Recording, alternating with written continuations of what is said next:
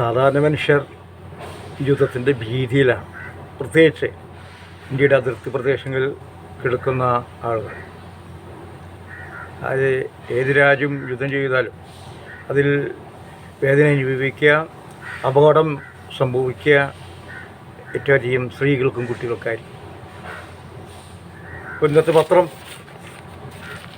മറുപടി എന്ന് പറയുന്ന ദേശാവലിയുടെ മുഖവാർത്തയാണ്. അതിൽ തന്നെ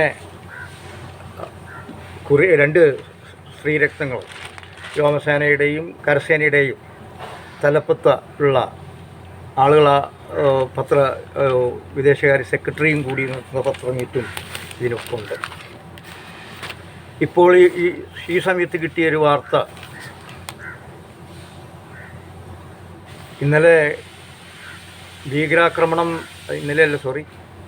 പഹൽഗാമിലെ ഭീകരാക്രമണം കഴിഞ്ഞിട്ട് എന്താ തിരിച്ചടിക്കാത്തതിൽ ഒരു പോർവിളി കൂട്ടുന്ന സമയമായിരുന്നു. പലരും പറഞ്ഞു നമ്മുടെ ഇൻ്റലിജൻസിൻ്റെ പോരായ്മയാണ് ഇങ്ങനെ സംഭവിച്ചത്. വാസ്തവത്തിൽ എനിക്ക് തോന്നിയത് ശശി തരൂരിൻ്റെ ഒരു നിഗമനമാണെന്ന് എനിക്ക് തോന്നുന്നു. എത്ര തന്നെ ഇൻ്റലിജൻസ് മികവുറ്റതായാലും ഇത്തരം ആക്രമണങ്ങൾ ഉണ്ടാകുക തന്നെ ചെയ്യും ചിലപ്പോൾ. അപ്പോൾ നമുക്ക് ഏറ്റവും തോന്നിയത് ഇപ്പോൾ പലസ്തീൻ പ്രശ്നത്തിൽ ഇസ്രായേലിൻ്റെ ഇത്രയധികം ഉരുക്കുകോട്ട എന്നറിയപ്പെടുന്ന ഇസ്രായേലിലേക്ക് ഹമാസിനെ തുരുതുര റോക്കറ്റ് വിക്ഷേപിക്കാൻ സാധിച്ചു. നെതന്യാഹു അറിഞ്ഞിട്ടാണ് യുദ്ധം ഉണ്ടാകുമ്പോൾ അവരുടെ ജനവികാരം തണുപ്പിക്കാൻ വേണ്ടിയാണ്, അഴിമതിയിൽ നിന്ന് രക്ഷപ്പെടാൻ വേണ്ടിയാണെന്നുള്ള വകുപ്പുണ്ട്. പക്ഷേ അമേരിക്കയിലോ വേൾഡ് ട്രേഡ് സെൻറ്റർ ആക്രമിച്ചത് അമേരിക്ക പോലും പറഞ്ഞില്ല. അപ്പോൾ അവിടെ ഇൻ്റലിജൻസ് സംവിധാനം തകർന്നിട്ടാണോ? ഒരു തരത്തിൽ തകർന്നിട്ടാണ്. പക്ഷേ ഇത്തരം തകർച്ച സ്വാഭാവികമാണെന്ന് പറയാനാണ് ഇത്.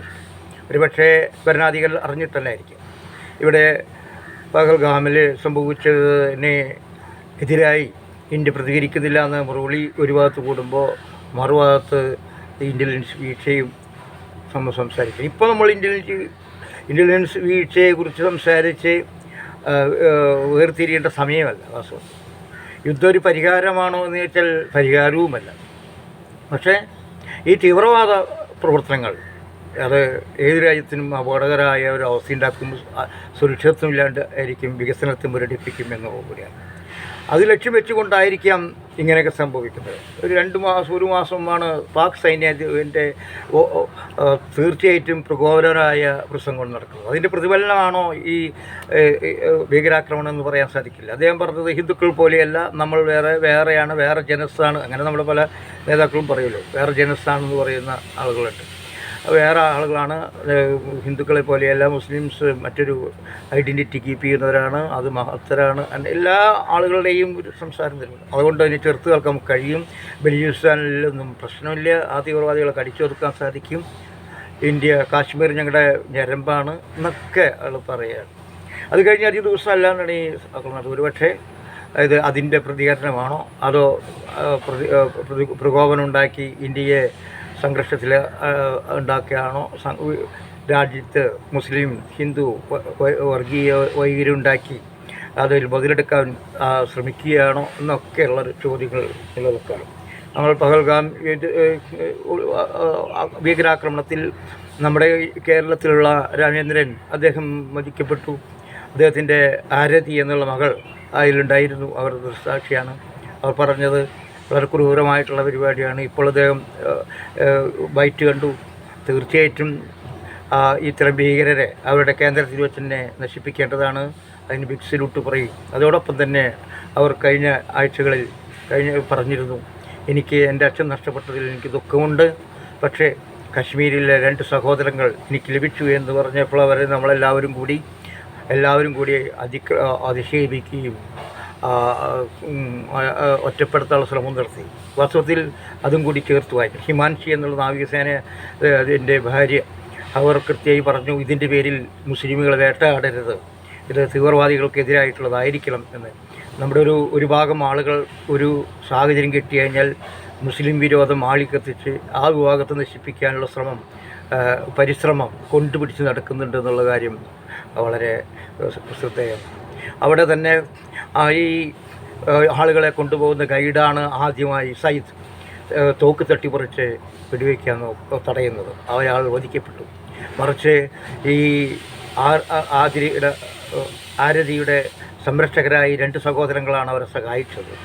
മറ്റൊന്നത്, ഈ ഇവരിൽ നിന്ന് രക്ഷപ്പെടാൻ വേണ്ടി ശ്രമിക്കുന്ന ആളുകളെ ഇതിൽ നിന്ന് കൊണ്ടുപോകുന്നതും അവിടെയുള്ള കാശ്മീർ പൗരനാണ്. തോളത്ത് ഏറ്റെടുത്തുകൊണ്ട് ഇത്രയും ദൂരം നടന്ന് കൊണ്ടുപോകുന്ന വീഡിയോ ദൃശ്യമൊക്കെ കണ്ടു. ഞാൻ കണ്ടത് ആ പലവിധ പ്രസ് മീറ്റ് ആളുകളുടെ മുഖാമുഖം പരിപാടികളിൽ ശ്രദ്ധിച്ചത് ചില സ്ത്രീകൾ തന്നെ മോദിജിക്ക് ജയ് വിളിക്കുന്നതായിരിക്കാണ്. മുസ്ലിം സ്ത്രീകളാണ്. പലരും പറഞ്ഞു, ഈ ഭീകരാക്രമണത്തിന് ഞങ്ങൾ എതിർക്കുന്നു, പ്രതിരോധിക്കുന്നു, അവരെ കിട്ടിയാൽ ഞങ്ങൾ കൊല്ലും, തീർച്ചയായിട്ടും ഞങ്ങൾ ഇതുകൊണ്ടാണ് ജീവിക്കുന്നത്, കാശ്മീരികൾ തീവ്രവാദികളല്ല, അങ്ങനെ കുറച്ച് പേരുണ്ടാവും, അതിൻ്റെ പേരിൽ ഞങ്ങൾ പഴിക്കരുത് എന്നുള്ളത് വളരെ ശങ്കയില്ലാത്ത വിധം അവർ പറയുകയുണ്ടായി. അവർ നെഞ്ചു തൊട്ടിയിട്ട് കരഞ്ഞുകൊണ്ട് സംസാരിക്കുന്ന ഞങ്ങളുടെ സഹോദരി അതിൽ വേദനയുണ്ടെന്ന് പറയുന്നത് തീർച്ചയായിട്ടും ഒരു കാശ്മീർ ഒരു കേരളത്തിൽ ജനങ്ങൾ സംസാരിക്കുന്ന പോലെ എനിക്ക് തോന്നി.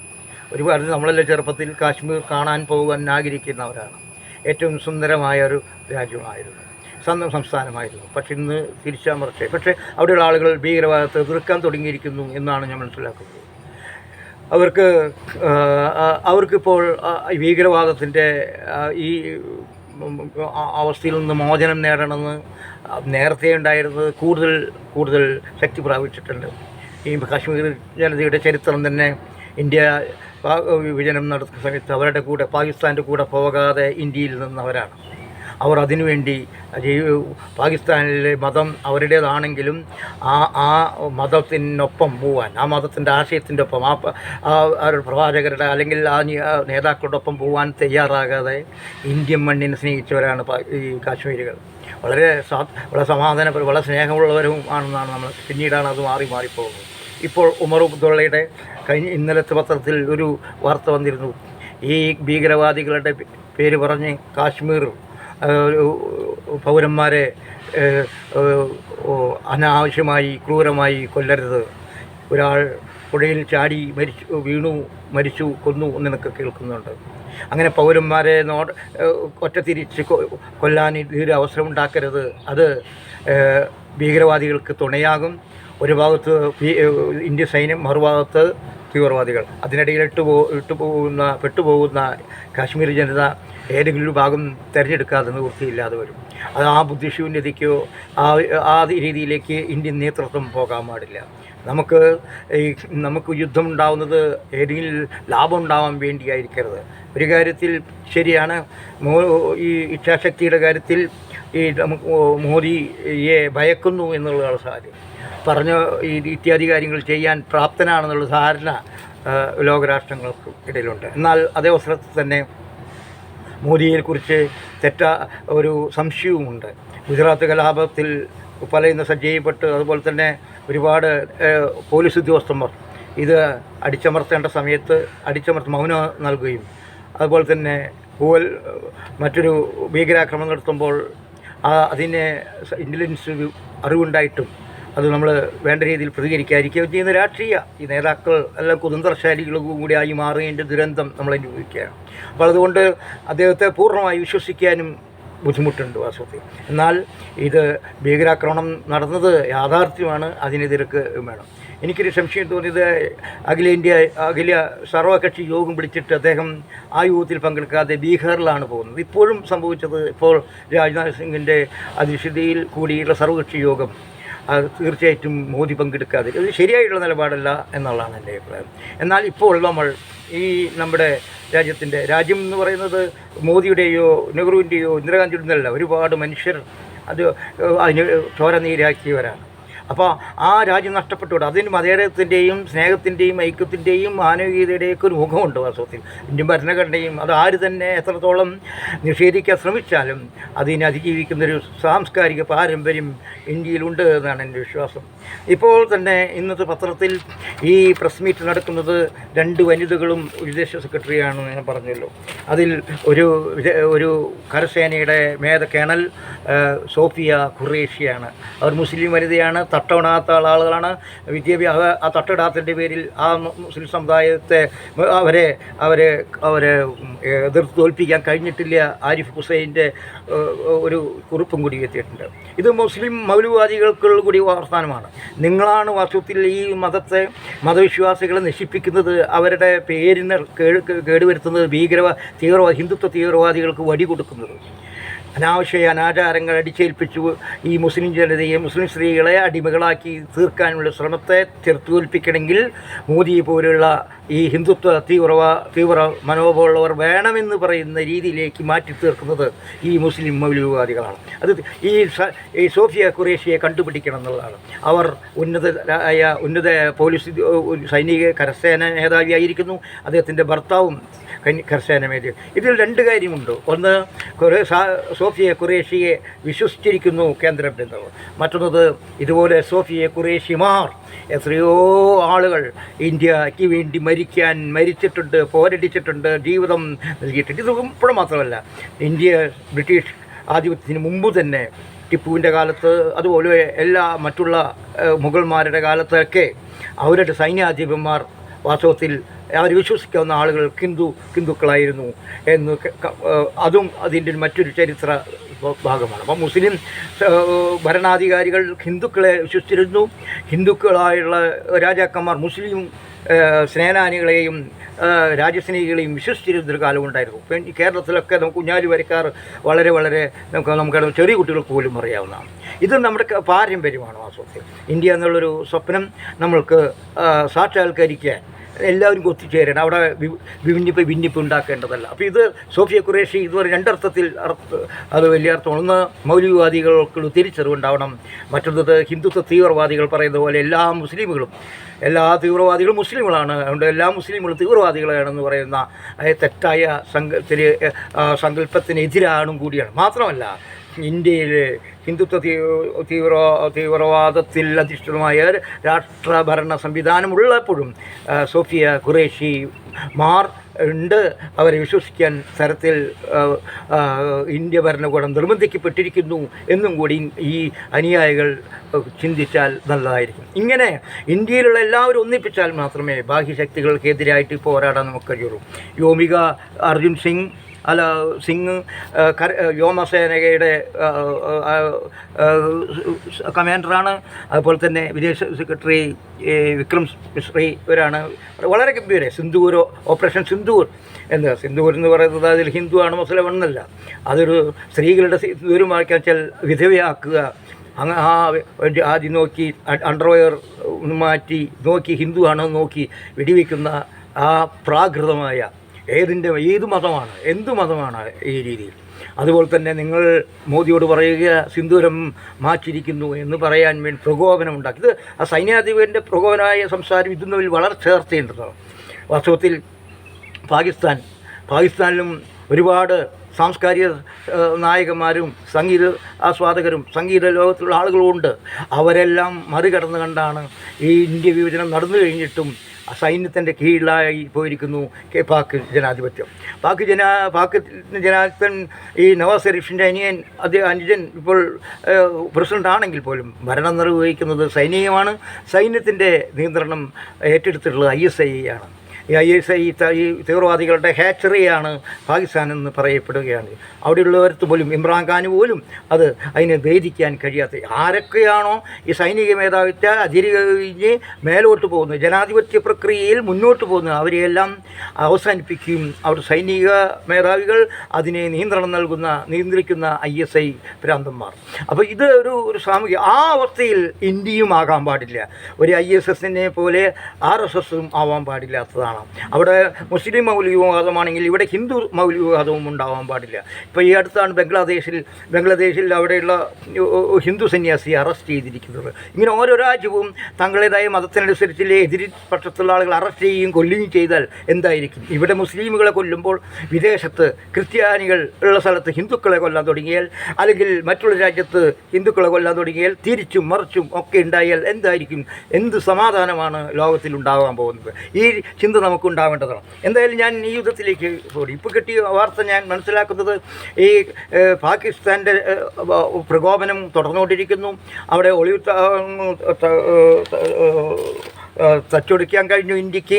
അതേ അവസരത്തിൽ ഈ അബ്ദുൾ മസൂദ്, പേരുകളൊക്കെ ഭയങ്കര ബുദ്ധിമുട്ടുണ്ട്, മസ്ദൂർ അസർ അയാളുടെ നേതൃത്വത്തിലാണത് സഞ്ചരിക്കണേന്ന് പറയും. എനിക്ക് തോന്നുന്നു ഒരാളുടെ നേതൃത്വമല്ല എന്ന് തോന്നുന്നു. മൊത്തമൊരു പശ്ചാത്തലം അതിനുണ്ട്. 18 ഏക്കറിൽ കിടക്കുന്ന വിസ്തൃതമായ ഈ സൈനിക ഗൂഢതന്ത്രങ്ങളുടെ കേന്ദ്രത്തിലാണ് ബോംബിട്ടുള്ളത്. 9 സ്ഥലത്ത് ബോംബിട്ടിരിക്കുന്നു എന്ന് പറയുന്നു. 21 പ്രാവശ്യം പോയിരിക്കുന്നു. അവിടെ അസർ എന്നുള്ള ഭീകരവാദികളുടെ കുടുംബാംഗങ്ങൾ മരിച്ചിരിക്കുന്നു. ഇപ്പോൾ അദ്ദേഹത്തിൻ്റെ അനുജൻ അബ്ദുൾ റഫ് കൂടി മരിച്ചിരിക്കുന്നു. ചേച്ചി മരിച്ചിരിക്കും, ഭർത്താവ് മരിച്ചിരിക്കുന്നു. ഇതുപോലെ സന്തോഷിക്കേണ്ട കാര്യമുണ്ടോ എന്ന് വെച്ചാൽ അത്രമാത്രം സന്തോഷിക്കേണ്ട കാര്യമില്ല. ഇത് മരണമാണ് വസ്തുത. പക്ഷേ ഇതിങ്ങനെ സംഭവിക്കും. നിരപരാധി ആളുകളെ കൊല്ലുമ്പോൾ തിരിച്ചടിയും പ്രതീക്ഷിക്കേണ്ടതാണ്. ഇങ്ങനെ അതിൻ്റെ ആരാണോ ചെയ്തത് അവരെയാണ് ഒറ്റപ്പെടുത്തേണ്ടത്, കൊല്ലേണ്ടത്, അല്ലെങ്കിൽ നിയമത്തിന് മുന്നിൽ വരേണ്ടത് എന്നുള്ളതാണ്. നമ്മുടെ അവിടെ രാഷ്ട്രീയ കൊലപാതകം നടത്തുമ്പോൾ ആ രാഷ്ട്രീയ കൊലപാതകത്തിൻ്റെ ഗൂഢ പദ്ധതിയിട്ട തലച്ചോറുകളെയാണ് പിടിക്കേണ്ടത്. ഏതിൻ്റെയും സാധാരണക്കാരെയല്ല. പിന്നെ ഇപ്പോൾ അവിടുന്ന് തിരിച്ചുണ്ടായിരിക്കുന്നു നമ്മുടെ തീരദേശങ്ങളിൽ, നമ്മുടെ അതിർത്തി പ്രദേശങ്ങളിൽ 100 ആളുകൾ മരിച്ചിരിക്കുന്നു എന്നുള്ളതാണ്. വീണ്ടും ഇന്ന് പ്രധാനപ്പെട്ട ന്യൂസായിട്ട് വീണ്ടും അവരുടെ ഡ്രോണുകളെ തച്ചുടിച്ചുകൊണ്ട് അവരുടെ നാട്ടിൽ തന്നെ വീണിരിക്കുന്നു. 100-100ഓളം ആളുകൾക്ക് അത് അപകടം ചോദിക്കും. വിവിധ കേന്ദ്രങ്ങളിൽ അപകടമുണ്ടായിരിക്കുന്നു എന്നും കൂടി പറഞ്ഞു. തിരിച്ചടിയാണ് താക്കിയത്. നമ്മുടെ നാട്ടിൽ മാധ്യമങ്ങളെല്ലാം വലിയ രീതിയിലൊരു ഘോഷയാത്രയാണ്. ഇപ്പം നമ്മുടെ മാധ്യമങ്ങളെല്ലാം ഒരു തരത്തിൽ ഒരു ഭ്രാന്ത് പിടിച്ചില്ല. സെൻസേഷന് വേണ്ടി, റേറ്റിങ്ങിന് വേണ്ടി ഊട്ടി നിൽക്കുന്ന പോലെയാണ് തോന്നുന്നത്. ഒരു യുദ്ധം ഉണ്ടാകുമ്പോൾ അതിൻ്റെ വേദനയും മൗനവും ഒക്കെ നമുക്ക് ഉണ്ടാവേണ്ടതാണ്. അതിന് പകരം നമ്മൾ പൂരം പോലെ കണക്കാക്കപ്പെടുകയാണ്. തിരിച്ചടിച്ചു, അല്ലെങ്കിൽ അവരെ കൊന്നു എന്ന് പറഞ്ഞ് വാർത്തട്ട് ചെയ്യണം. അത് വേണ്ടതാണ്. ആ യുദ്ധം എന്നുള്ള നമ്മൾ കുരുക്ഷേത്ര യുദ്ധത്തെ കുറച്ച് മനസ്സിലാക്കിയിട്ടുള്ളതാണ്. അതിൻ്റെ വേദനകൾ മനസ്സിലായ ഒരു സാംസ്കാരിക പൈതൃകം കൂടി. ഇപ്പോൾ ഞാൻ സമാധാനത്തിൽ ഭാഷ പറയുന്നത് മോശമാണെന്ന് അരുൺ റിപ്പോർട്ടർ ചാനലിൽ ധീരമായി വാദിക്കുന്നതുകൊണ്ട് വാസ്തവത്തിൽ മാധ്യമപ്രവർത്തനങ്ങളും സാംസ്കാരിക പ്രവർത്തനം യുദ്ധത്തിന് വേണ്ടി മുറവിളി കൂട്ടുകയല്ല വേണ്ടത്. വാസ്തവത്തിൽ എനിക്ക് നിരീക്ഷിച്ചൊരു കാര്യം, ഈ അടുത്ത കാലത്ത് യുദ്ധങ്ങളൊന്നും വിജയിച്ചതായി കാണുന്നില്ല. യുദ്ധങ്ങൾ ഒരു ദിവസം കൊണ്ട് അവസാനിച്ചതായി കാണുന്നില്ല. ഇപ്പോൾ ആദ്യം പുടിനും റഷ്യയും ഉക്രൈനും നടന്നു. നമ്മുടെ കാരണം റഷ്യ എത്ര വലിയ ശക്തിയുള്ളത്, റഷ്യ പറഞ്ഞെങ്കിലും ഉക്രൈനേക്കാൾ വലുതാണ്. ഒരാഴ്ച കൊണ്ട് അവസാനിക്കുമെന്ന് വിചാരിച്ചപ്പോൾ എത്ര നാളുകളായി. അതുപോലെ തന്നെ പലസ്തീനിൽ വിചാരിച്ചു നമ്മൾ ഇസ്രായേൽ ഇപ്പോൾ പിടിച്ചടക്കി അവസാനിപ്പിക്കുന്നു. പക്ഷേ പൂർണ്ണമായി പിടിച്ചടക്കാൻ കഴിഞ്ഞുവോ? ആ കൂടി കണ്ടത് അഫ്ഗാനിസ്ഥാനിൽ നിന്ന് അമേരിക്ക പിന്മാറിയത് മാത്രമാണ്. അതുവരെയുള്ള അഡ്ജസ്റ്റ്മെൻ്റ് ആണോ എന്നുള്ള സംശയമുണ്ട്. അല്ലാതെ യുദ്ധങ്ങൾ അവസാനിച്ചിട്ടില്ല. ഇന്ത്യയും പാകിസ്ഥാനും യുദ്ധം ഉണ്ടായാൽ പെട്ടെന്ന് അവസാനിക്കാൻ പോകുന്നുമില്ല. അത് തുടരെ ഉണ്ടാകും. ഞാൻ മനസ്സിലാക്കുന്നത് ബലൂചിസ്ഥാനിൽ ഇന്ത്യ കൂടുതൽ സ്വാധീനം ഉപയോഗിക്കുന്നു. അവിടെ ഇന്ന് 14-15 സൈനികർ വധിക്കപ്പെട്ടിട്ടുണ്ട്. കറാച്ചിയിലും ലാഹോറിലുമെല്ലാം നമ്മൾ ഈ പലതരത്തിലുള്ള ഉണ്ടാവുന്നുണ്ട്. അപ്പം അതുപോലെ തന്നെ തിരിച്ചടിയുണ്ടാവും. ഇവിടെ തന്നെ ഞാൻ മനസ്സിലാക്കുന്നു സജാദ് ഗുൽ എന്ന് പറയുന്ന ഒരു ഭീകരവാദി കേരളത്തിലാണ് ലാബ് ടെക്നീഷ്യനായി പോയി അവിടെ നടത്തുന്നത്. കേരളവും ഇതിൻ്റെ ഒരു ഹബ്ബായി മാറിയിട്ടുണ്ടെന്നുള്ളതാണ് സത്യം. നമ്മൾ അതിന് നിസ്സാരവൽക്കരിച്ചിട്ട് കാര്യമില്ല. ഇവിടെ നിന്നുള്ള കുട്ടികളെ അവരുടെ പ്രതിഷേധം, അവരുടെ മനസ്സിലുള്ള വെറുപ്പൊക്കെ പ്രയോജനപ്പെടുത്താവുന്ന രീതിയിൽ ISIയും അതുപോലെ പ്രയോജനപ്പെടുത്തുന്നുണ്ട്. കാശ്മീർ നേരത്തെ റിപ്പോർട്ടുണ്ട്, കാശ്മീരിലേക്ക് ആൺകുട്ടികളെ അയച്ചിരിക്കുന്നു, വിദേശത്ത് സിറിയയിലേക്ക് കൊണ്ടുപോകുന്നു എന്നുള്ളത് യാഥാർത്ഥ്യം കൂടിയുണ്ട്. ഇവിടെയുള്ള മുസ്ലിം സമുദായത്തിലത്തെ ആളുകൾ ഉണർന്നിരിക്കേണ്ടിയിരിക്കുന്നു. അവർ മദ്രസകളിൽ എന്താണ് പഠിപ്പിക്കുന്നത് ശ്രദ്ധിക്കേണ്ടിയിരിക്കുന്നു. അവർ നമ്മുടെ കുട്ടികൾ ഏത് രീതിയിലാണ് പോകേണ്ടതെന്ന് ചോദിക്കുന്നു. കൂടുതൽ മതമൗലികവാദികളാവാതിരിക്കുന്ന ബഹുസ്വരമായ ലോകത്ത്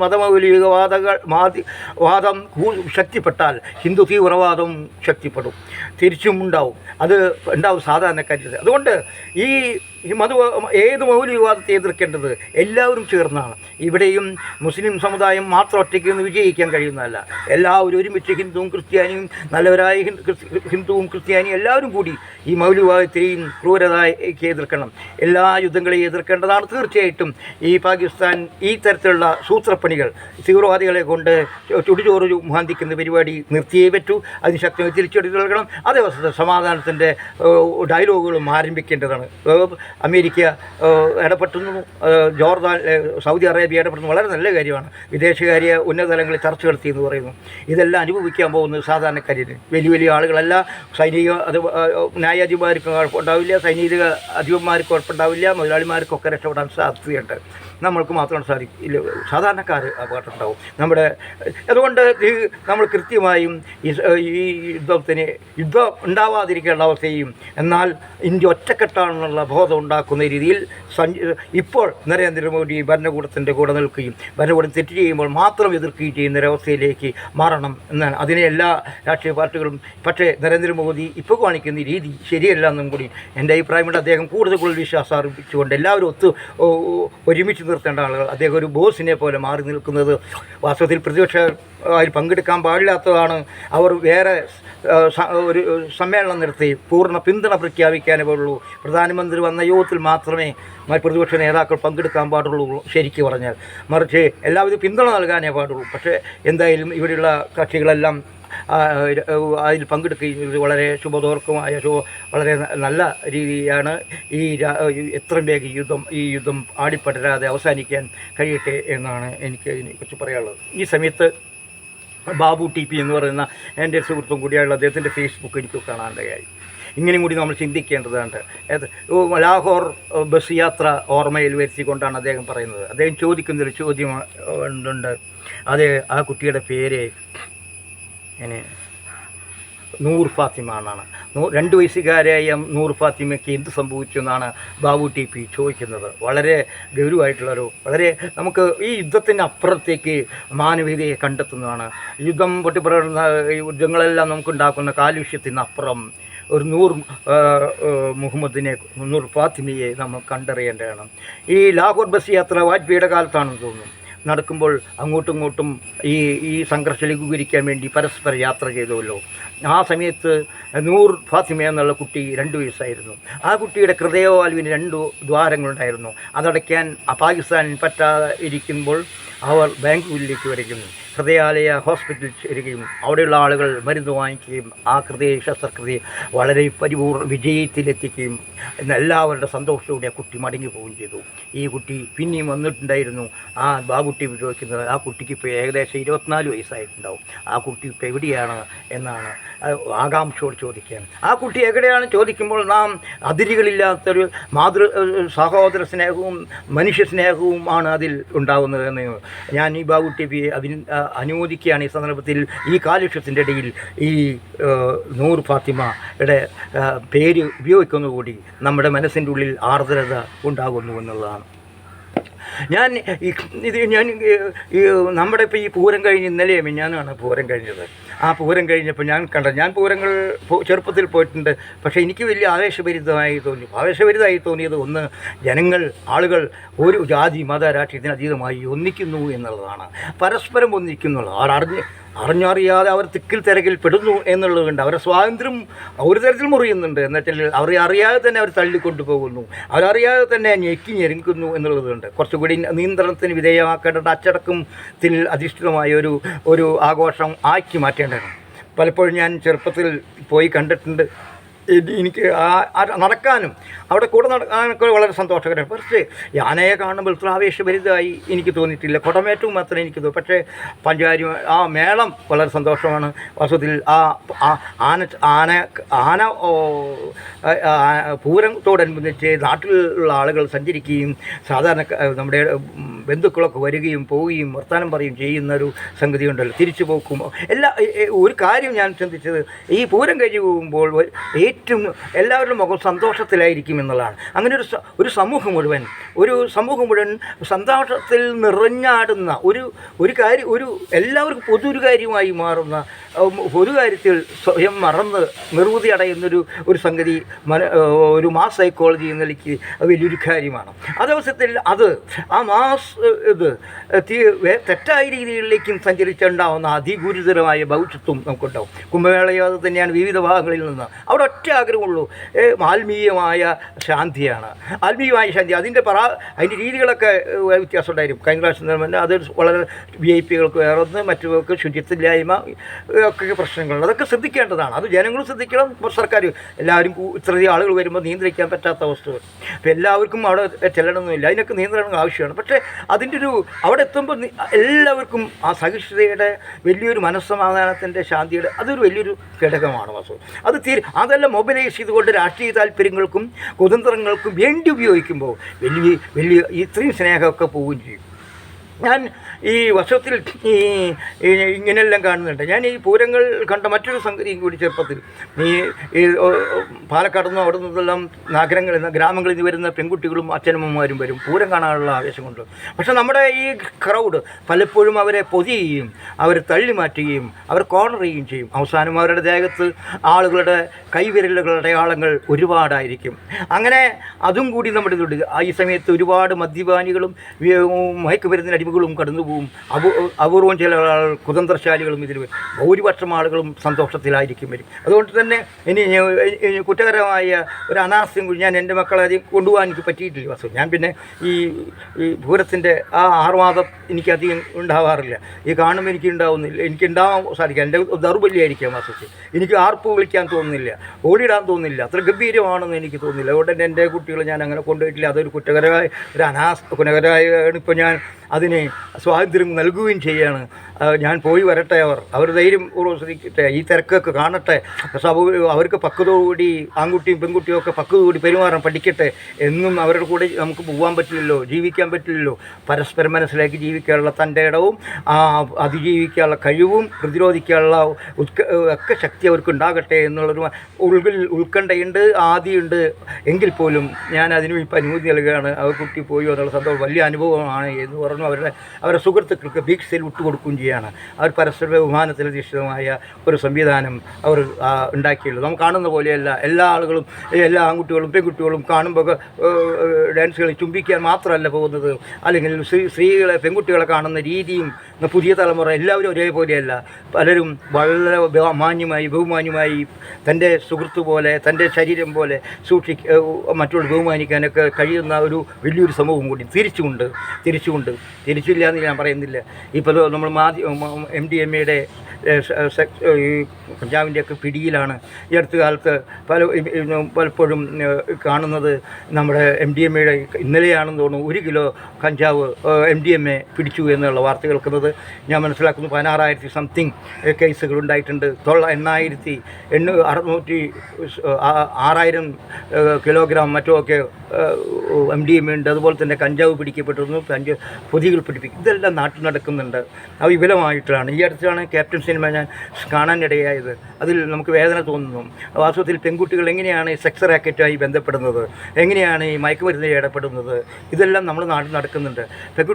ഇന്നത്തെ കുട്ടികളെല്ലാം അവർക്ക് യാഥാർത്ഥ്യബോധം കുറവാണ്. വാസ്തവത്തിൽ യാഥാർത്ഥ്യബോധം ഉണ്ടാക്കാൻ നാം പരിശ്രമിച്ചിട്ടില്ല എന്നാണ് സത്യം. അപ്പോൾ എന്തുണ്ടാവും? റിയാലിറ്റി മനസ്സിലാക്കാതെ അവർക്ക് സ്ട്രെസ്സ് കൂടി വരുന്നു. നിസ്സാര കാര്യങ്ങൾ സ്ട്രെസ്സാണ്, ചെറിയ കാര്യങ്ങൾ സ്ട്രെസ്സാണ്. അവർക്ക് ഒരു ബർത്ത്ഡേ വിഷ് ചെയ്തില്ലെങ്കിൽ വിഷമമായി, ഒരു പ്രസൻറ്റേഷൻ കൊടുത്തില്ലെങ്കിൽ വിഷമമായി, ചീത്ത പറഞ്ഞാൽ വിഷമമായി. ഇങ്ങനെ വിഷമങ്ങളുടെ കൂമ്പാരമാണ്. അങ്ങനെ കൂമ്പാരം ഇടുമ്പോൾ ഏതെങ്കിലും സുഹൃത്ത് പറയാണ്, ഇത് നീ വിരലിലേപ്പോഴല്ല ഒന്ന് കഴിച്ചു നോക്കൂ എന്ന് വയ്ക്കുമ്പോൾ അത് കഴിച്ചു നോക്കുകയാണ്. മദ്യം പോലെയല്ല, കഞ്ചാവ് പോലെയല്ല MDMA. കഴിച്ചു കഴിഞ്ഞാൽ അന്വേഷിച്ചു പോകുന്ന കുട്ടിക്ക് അവർ പ്രോത്സാഹനം കൊടുക്കും. അവിടെ മയക്കുമരുന്നിന് അടിമയാക്കിക്കൊണ്ട് പീഡനത്തിന് വിധേയ കുട്ടികൾ അറിയുക പോലുമില്ല.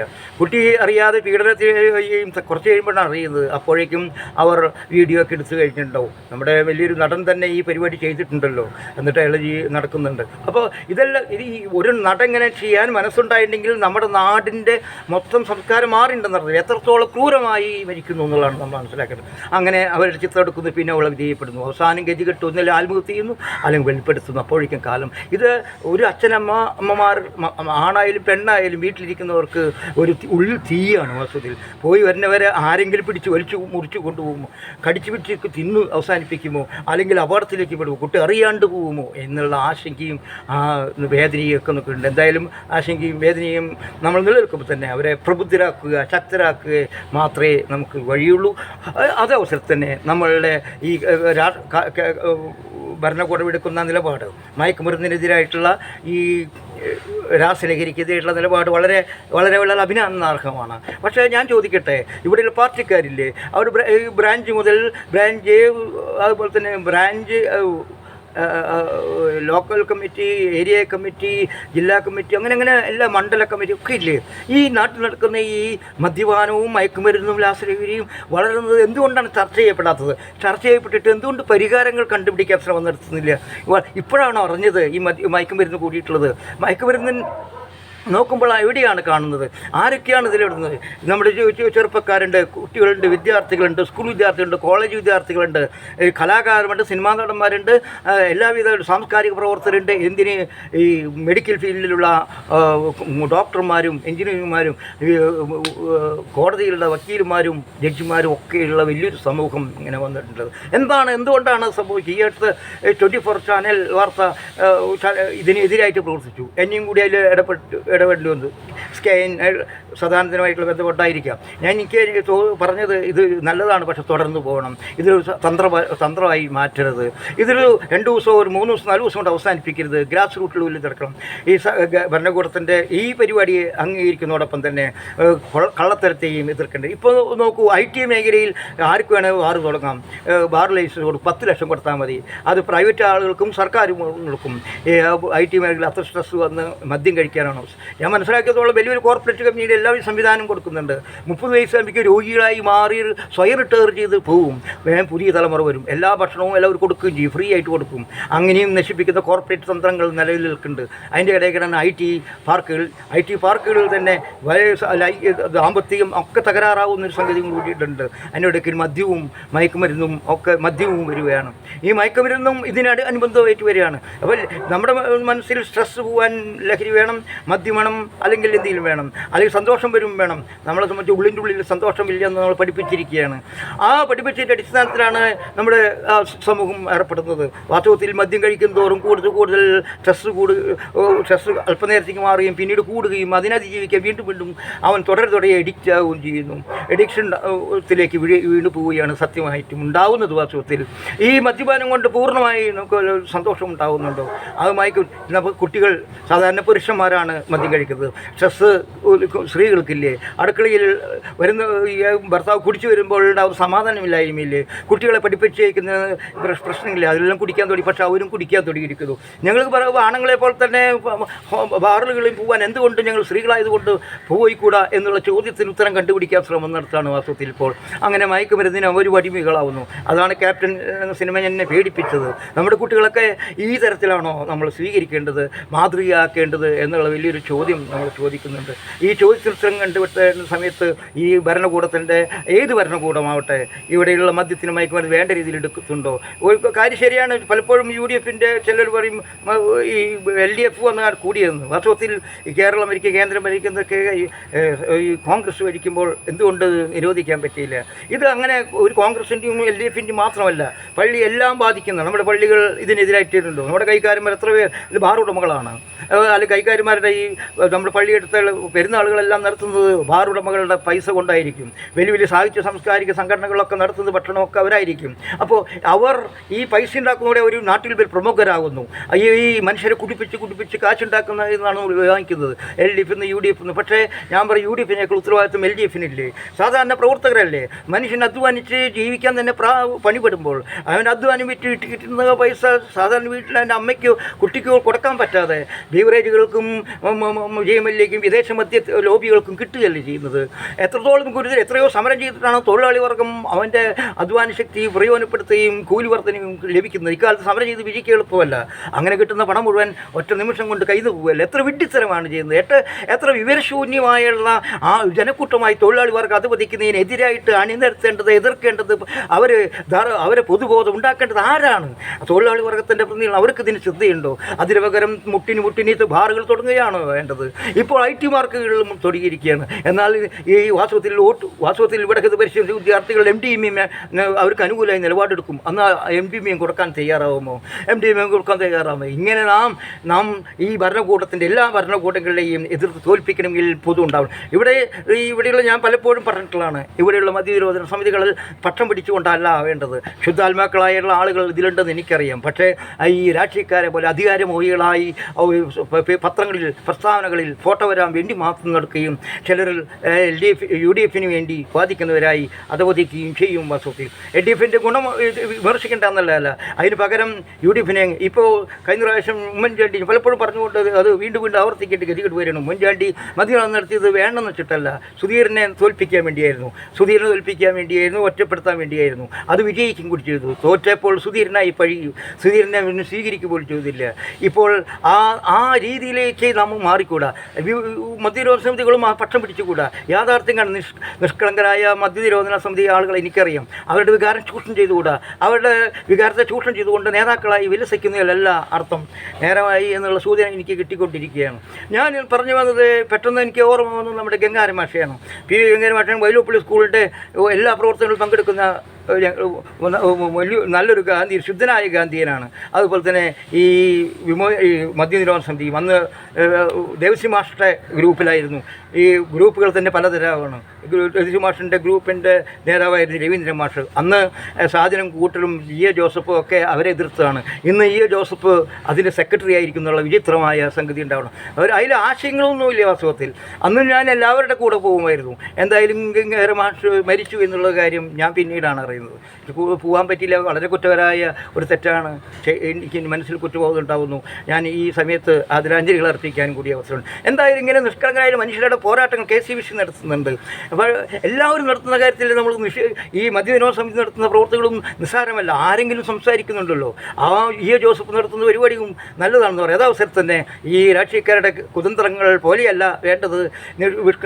LDF UDF വന്നാൽ LDFിനെ തോൽപ്പിക്കൂ, UDF വരട്ടെ എന്ന് പറയുന്ന വളരെ വളരെ എന്താ പറയുക, നിസ്സാരവൽക്കരിക്കുന്ന ഈ രീതി അപകടകരമാണ്. അപ്പോൾ വോട്ട് കിട്ടിയിട്ടാണ് LDF ജയിച്ചത്. അപ്പോൾ LDF പറയുന്നു ഞങ്ങൾ വോട്ട് വാങ്ങിച്ചിട്ടാണ് ജയിച്ചത്, അതുകൊണ്ട് ഞങ്ങൾ ചെയ്യുന്ന എല്ലാ കാലത്തിലും നിങ്ങൾ അംഗീകരിക്കണം എന്ന് പറയുന്നതിലേക്ക് വരും. എന്തായാലും ഞാൻ അതിലേക്ക് നീങ്ങുന്നില്ല. നമ്മുടെ ഈ മയക്കുമരുന്നിനെതിരായിട്ടുള്ള ഒരു വലിയ പോരാട്ടം നമ്മൾ നടക്കേണ്ടതാണ്. എന്തുകൊണ്ടെന്നാണെങ്കിൽ നമ്മുടെ നാട് പലവിധ കാര്യങ്ങൾ കൊണ്ട് ഛിദ്രമായിക്കൊണ്ടിരിക്കുകയാണ്. നേരത്തെ യുദ്ധത്തിൻ്റെ കാര്യം പറഞ്ഞു, മതമൗലികവാദം ഉണ്ടാകുന്നു, വെറുപ്പുണ്ടാകുന്നു, രാഷ്ട്രീയ സങ്കുചിതത്വം ഉണ്ടാകുന്നു, കൊലപാതകങ്ങൾ ഉണ്ടാകുന്നു, റാക്കറ്റുകൾ ആരംഭിക്കുന്നു. അങ്ങനെ കളവും ചതിയും വ്യാപകമാകുന്ന അഴിമതി അങ്ങനെ. എന്നാൽ അതിൻ്റെ ഉള്ളിൽ തുരുത്താണ് കേരളം. ആ തുരുത്ത് കേരളം നഷ്ടപ്പെട്ടുകൂടാ എന്നാണ് എനിക്ക് പറയാനുള്ളത്. ഇപ്പോൾ ഇതിൻ്റെ ഇടയ്ക്ക് എല്ലാവരും പറയും ഈ LDF എന്ത് ചെയ്തു എന്നൊരു പോസ്റ്റ് നമ്മുടെ സുഹൃത്തിട്ടു ആരെങ്കിലും ഉണ്ടെങ്കിൽ അത് പറയാൻ പറഞ്ഞു. ഞാൻ പറഞ്ഞു സത്യത്തിൽ ഇവിടെ ഈ ഇടതുപക്ഷം തമ്മിലുള്ള മുഖം മാത്രമേ ഉള്ളൂ. പലപ്പോഴും മുതലാളിത്തത്തിൻ്റെയും വർഗീയതയുടെയും മറ്റൊരു രൂപമായി ഇടതുപക്ഷം പലപ്പോഴും അധപതിക്കുന്നതായി കാണുന്നുണ്ട്. യഥാർത്ഥത്തിൽ ഇടതുപക്ഷമല്ല എന്ന് വിശ്വസിച്ചിട്ടുണ്ടെങ്കിൽ പോലും ഈ ഇടതുപക്ഷങ്ങളും ഇല്ലാതിരിക്കരുത്. ഞാനും ഇവിടെ ഒറ്റ ഉദാഹരണം പറയാം. പൊതുവിദ്യാലയ രംഗത്ത് ഈ ഇടതുപക്ഷം ഉയർത്തിക്കാട്ടിയിട്ട് നിസ്സാരമല്ല. ഞാൻ കണക്കുകൾ ഉദ്ധരിക്കുമ്പോൾ 9 വർഷം കൊണ്ട് 5000 കോടി രൂപ ഇതിനെ ചിലവാക്കിയതാണ്. അതുതന്നെ 973 പുതിയ സ്കൂളുകൾ ഉണ്ടാക്കാൻ വേണ്ടി 2565 കോടി രൂപ ചിലവാക്കി എന്ന് പറഞ്ഞാൽ അതൊരു പൊതുബോധത്തിൻ്റെ പ്രശ്നമാണ്. ആ പൊതുബോധം, പൊതുവിദ്യാഭ്യാസം നിസ്സാരമല്ല. അവിടെ എല്ലാ കുട്ടികളും വ്യത്യസ്ത വർണ്ണ, ജാതി, മത, രാഷ്ട്രീയത്തിലുള്ളവരും ഒരേ ബെഞ്ചിൽ പഠിക്കും. കറുത്തവനും വെളുത്തവനും ഒക്കെ ഇരിക്കും, പണക്കാരനും പണമില്ലാത്തവനും ഇരിക്കും. ആ നശിക്കുന്ന കൂട്ടത്തെയാണ് മാനവികതയുടെ, മനുഷ്യത്വത്തിൻ്റെ, സാഹോദര്യത്തിൻ്റെ, സഹോദര്യത്തിൻ്റെ പാഠങ്ങൾ പഠിപ്പിച്ചു കൊടുക്കേണ്ടത്. അതിനുള്ള ഉത്തരവാദിത്വം അധ്യാപകർ ഏറ്റെടുക്കുന്നുണ്ടുള്ള മറ്റൊരു കാര്യമാണ്. അതിലേക്ക് അതാണ് ഇതിൻ്റെ എനിക്ക് പെട്ടെന്ന് പറയാൻ തോന്നിയത്. സമയം വൈകുന്തോറും ഞാനും ബുദ്ധിമുട്ടിലാവുകയാണ് വാസ്തവത്തിൽ. ഞാൻ പറഞ്ഞു വന്നത് ഇത്രയാണ്. ഇവിടെ ഇടതുപക്ഷം നശിച്ചുകൂടാ, പക്ഷേ യഥാർത്ഥ ഇടതുപക്ഷം ആയിരിക്കണം. ഇടതുപക്ഷമാണെന്ന് എനിക്ക് വിശ്വാസമില്ല. അഴിമതിയും സ്വജനപക്ഷപാതവും ഈ ഇടതുപക്ഷത്തെയും ഗ്രസിച്ചിട്ടുണ്ട്. എക്സാലോജിക്കിൻ്റെ പ്രശ്നം ഇപ്പോഴും വാളുപോലെ തൂങ്ങിക്കിടക്കുന്നുണ്ട്. ന്യായീകരണ തൊഴിലാളികളെല്ലാം നമുക്ക് ആവശ്യം. ഇവിടെ വാസ്തവത്തിൽ അതിനെതിരായിട്ടുള്ളൊരു അവബോധം ഉണ്ടാവണം. നേതാക്കളെ ചോദ്യം ചെയ്ത് ചോദ്യമുനയിൽ നിലനിർത്തുക തന്നെ വേണം, അല്ലെങ്കിൽ അവരൊക്കെ നശിക്കും. എൻ്റെ ഇവിടെ നിന്നുള്ള ഭരണ നേതൃത്വം അല്ലെങ്കിൽ രാഷ്ട്രീയ നേതൃത്വം വേണ്ട രീതിയിൽ ഇടതുപക്ഷത്തിൻ്റെ സ്വഭാവം പ്രതികരിക്കുന്നില്ല, അതിനെ പ്രതിനിധാനം ചെയ്യുന്നില്ല എന്നെൻ്റെ വിശ്വാസം. എല്ലാവരും സുന്ദര കുട്ടപ്പന്മാരായി അവരുടെ ജീവിതവും കുടുംബവും കുട്ടികളുമൊക്കെ വികസിപ്പിക്കുന്ന രീതിയിൽ ഈ മതമൗലവാദികൾ പറയുന്ന പോലെ അള്ളാഹു അക്ബർ, ശ്രീറാം എന്ന് പറയുമ്പോൾ ഈ ഇൻക്ലാബ് സിന്ദാബാദ് മാറുന്നു, ചുരുങ്ങിയിരിക്കുന്നു എന്നുള്ള വിമർശനവും ഞാൻ വെക്കാതിരിക്കാന്ന് പറഞ്ഞു. എന്നാൽ ഇവിടെ കേരളത്തിൽ ഇടതുപക്ഷവും ഇല്ലാതിരിക്കാൻ പാടില്ല. ഇടതുപക്ഷം ഇല്ലാതിരുന്നാൽ ഇവിടെയുള്ള മതസൗഹാർദ്ദവും ഇതുവരെയുള്ള മാനവീയതയൊക്കെ നഷ്ടപ്പെടാൻ സാധ്യത കൂടുതലാണ്. എന്തുകൊണ്ടാണെന്ന് വെച്ചാൽ ഞാൻ പറയാം, ആ വാജ്പേയി ശേഷം അദ്വാനി വന്നു, അദ്വാനി നരേന്ദ്രമോദി വന്നു. നരേന്ദ്രമോദിയെ സംബന്ധിച്ചിടത്തോളം നിലനിൽക്കേണ്ട ആവശ്യം വന്നിരിക്കുന്നു. അദ്ദേഹം ചായക്കടക്കാരനാണെന്ന് പറയുമ്പോൾ തന്നെ ലോകത്തിലെ ഏറ്റവും വലിയ വില കൂടിയ ഷർട്ട് ധരിക്കാൻ അദ്ദേഹത്തിൻ്റെ ഒരു മടിയുമില്ല. ഈ എല്ലാവിധ സമാധാനത്തിൻ്റെ കാര്യം പറയുമ്പോൾ തന്നെ വർഗീയത, മുസ്ലിമുകളെ വേറെ പരോക്ഷ തരത്തിൽ അല്ലെങ്കിൽ ഒരു ഒറ്റപ്പെടുത്താൻ പരോക്ഷ തരത്തിൽ പറയാൻ മടിയില്ലാതായി പോകുന്നു. ഏത് അഭിനയവും നടത്താൻ പറ്റുന്ന രീതിയിലേക്ക് ഇതെല്ലാ പാർട്ടിയിലെയും നാം കാണാം. EMSൻ്റെ കാലത്തിൽ നിന്ന് ഇപ്പോൾ പിണറായി വിജയൻ്റെ കാലെത്തുമ്പോൾ എത്രയോ മാറ്റമാണ്. പണ്ടത്തെ ചെഗുവേരയെ നോക്കിക്കൊണ്ട് ഇപ്പോൾ കാണാൻ സാധിക്കുമോ? കോൺഗ്രസ് ഗാന്ധിയെ നോക്കിക്കൊണ്ട് സുധാകരനെ കാണാൻ സാധിക്കുമോ? അല്ലെങ്കിൽ അത് വലിയൊരു വ്യത്യാസമുണ്ട്. നാരായണ ഗുരുവിനെ നോക്കിയിട്ട് നമ്മൾ വെള്ളപ്പള്ളിയെ നമുക്ക് സ്വീകരിക്കാൻ സാധിക്കുമോ? ഇനി ഈ ബോധം നമുക്കുണ്ടാവണം. ഇത് നമ്മൾ സ്വതന്ത്രമായ നിലപാടെടുക്കാൻ പഠിക്കണം. ഇവിടെയാണ് നാം ശ്രമിക്കേണ്ടത്. ഞാൻ പറഞ്ഞു വന്നത് ഇടതുപക്ഷം നശിച്ചുകൂടാ, എന്നാൽ ഇടതുപക്ഷം മാറേണ്ടതുണ്ട്. മൂന്നാം പ്രാവശ്യവും ഇടതുപക്ഷം വരുമ്പോൾ പേടിയും ഭയവും അതുപോലെ തന്നെ സന്തോഷമൊക്കെ ഉണ്ട്. പക്ഷേ ഭയം എന്ന് വെച്ചാൽ കൂടുതൽ ഇവർ ഏകാധിപത്യ ശൈലി സ്വീകരിക്കുകയും സ്വജനപക്ഷവാദികളും അഴിമതി കൂടാരമാവുകയും ഒക്കെയായി മാറി. മുകുന്ദൻ പോലും പറയുന്നു മരുമകനെ കുറിച്ചിട്ട് സംസാരിക്കാൻ തുടങ്ങിയിരുന്നു. മരുമകൻ ഒരു സംസാര വിഷയമായി സംജ്ഞയായി നാട്ടിലുണ്ടിരിക്കുന്നു. ഒരു പക്ഷേ മരുമകൻ എന്നുള്ളത് റിയാസിനെ ചുരുക്കിക്കളയുന്നു എന്ന് കൂടി ദോഷമുണ്ട്. മരുമകൻ എന്നുള്ള ആ ടൈറ്റിൽ റിയാസ് കൊണ്ടു നടക്കരുത് എന്ന് വിനീതമായി നല്ലൊരു ചെറുപ്പക്കാരനും കൂടിയാണ്. എന്തായാലും ഞാൻ അതിലേക്ക് കിടക്കുകയല്ലേ. വാസ്തവത്തിൽ ഇവിടെ നമ്മൾ ലോകത്തിൻ്റെ പ്രശ്നങ്ങൾ നമ്മളെ കൂടുതൽ ബാധിക്കുന്നതുകൊണ്ട് അതിനെക്കുറിച്ച് ചിന്തിക്കാണ്ടിരിക്കാൻ സാധിക്കില്ല. ഈ മദ്യമയക്കുമരുന്നും ഇതിനൊക്കെ താലം പിടിക്കുകയാണ്, അതിനൊക്കെ സാഹചര്യം ഒരുക്കുകയാണ്, പശ്ചാത്തല സൗകര്യം ഒരുക്കി കൊടുക്കുന്ന പോലെയാണത്. ഇവിടെ കലാപങ്ങൾ നമ്മൾക്ക് യഥാർത്ഥ കണ്ടിട്ടില്ല, പലയിടത്തും ഉണ്ടായിട്ടുണ്ട്. ആ കലാപങ്ങളെല്ലാം വിളിച്ചു വരുത്തുന്നുണ്ട്.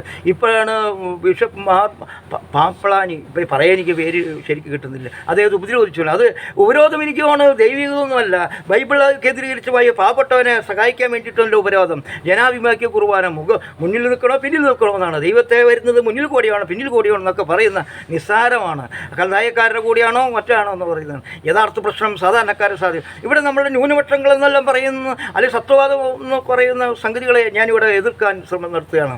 ഇവിടെ എന്താണ് ഉണ്ടാവുന്നത്? ന്യൂനപക്ഷം എന്ന് പറയുന്ന ആർക്കാണ് ഗുണമുണ്ടാവുന്നത്? ന്യൂനപക്ഷം എന്ന് പറഞ്ഞാൽ എല്ലാവിധ ആനുകൂല്യങ്ങളും അവിടെയുള്ള മേൽത്തട്ടുള്ള ഉയർന്ന ആളുകൾക്ക് തട്ടിയെടുക്കുകയും സാധാരണക്കാരനെ ന്യൂനപക്ഷത്തിൻ്റെ സൗകര്യം കിട്ടുന്നുണ്ടോ?